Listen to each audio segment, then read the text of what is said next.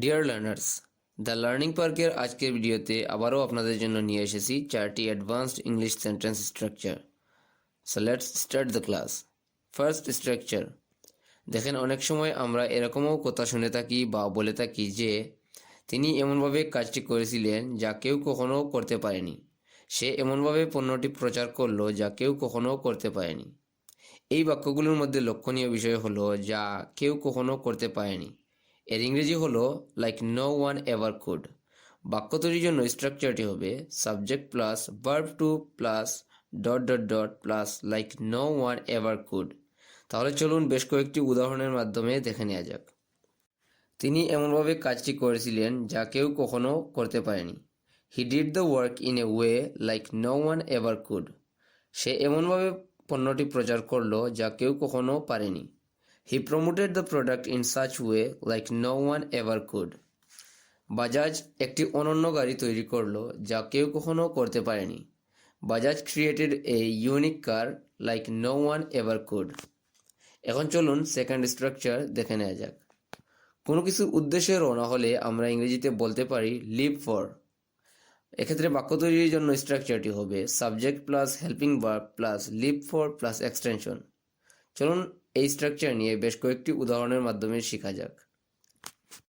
আজিজ আগামীকাল কানাডার উদ্দেশ্যে রওনা হবে। Aziz will leave for Canada tomorrow. আমি এখন গুলশানের উদ্দেশ্যে রওনা হচ্ছি। I am living for Gulshan now. এখন আপনারা বলতে পারেন লিভ ফরের জায়গায় লিভিং ফর কেন বলছি, কারণ এখানে দেখেন যে এখন আমি রওনা হচ্ছি, আমি গুলশানের উদ্দেশ্যে এখন রওনা হচ্ছি, তাই হেল্পিং ভার্বের পরে ভার্বের সাথে আইএনজি হচ্ছে, যেমন I am living for Gulshan now. আচ্ছা, তারা কক্সবাজারের উদ্দেশ্যে রওনা হবে। They will leave for Cox's Bazar. এখন থার্ড স্ট্রাকচার দেখে নেওয়া যাক। তিনি আমার বাবা ছাড়া আর কেউ নয়। সে আর কেউ নয়, তোমার ভাই। রাশেদ আমার ছাত্র ছাড়া আর কেউ নয়। তো এই ধরনের বাক্য আমাদের দৈনন্দিন জীবনে কথা বলার ক্ষেত্রে প্রায়ই প্রয়োজন হয়। তো এই বাক্যগুলোর মধ্যে লক্ষণীয় বিষয় হলো আর কেউ নয়। এই কথাটি ইংরেজি ফ্রেজ হলো নান আদার দেন। এক্ষেত্রে বাক্য তৈরির স্ট্রাকচারটি হবে subject plus helping verb plus none other than plus object. চলুন উদাহরণের মাধ্যমে স্ট্রাকচারটি ভালোভাবে বুঝে নেওয়া যাক।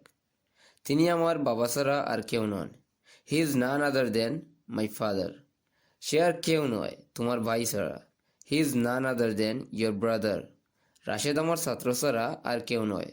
Rashed is none other than my student. এখন চলুন ফোর্থ স্ট্রাকচার দেখে নেওয়া যাক। আমি কথা দিচ্ছি সেখানে যাব না। সে কথা দিচ্ছে ভালোভাবে ইংরেজি শিখবে। আমি কথা দিচ্ছি অতিরিক্ত হাসব না। আমি কথা দিচ্ছি ক্লাসে মনোযোগী হব। এই বাক্যগুলোর মধ্যে লক্ষণীয় বিষয় হলো আমি কথা দিচ্ছি, যার ইংরেজি হবে আই প্রমিস। এখন বাক্য তৈরির জন্য স্ট্রাকচারটি হবে subject plus promise plus to কিংবা not to plus verb plus other words. এক্ষেত্রে সাবজেক্টের জায়গায় যদি he she it or name হয়, তাহলে প্রমিসের সাথে এস বা ইএস যুক্ত হবে। আশা করি বুঝতে পেরেছেন। এবার চলুন এক্সাম্পলের মাধ্যমে বিষয়টি ভালোভাবে বুঝে নেওয়া যাক। আমি কথা দিচ্ছি সেখানে যাব না। I promise not to go there. সে কথা দিচ্ছে ভালোভাবে ইংরেজি শিখবে। He promises to learn English well.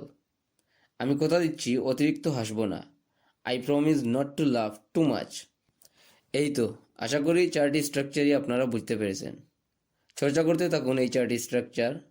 আজকের ক্লাসটি কেমন হলো অবশ্যই কমেন্ট করে জানাবেন। See you in the next video. Till then, take care of yourself and stay happy. Thanks for watching the full video.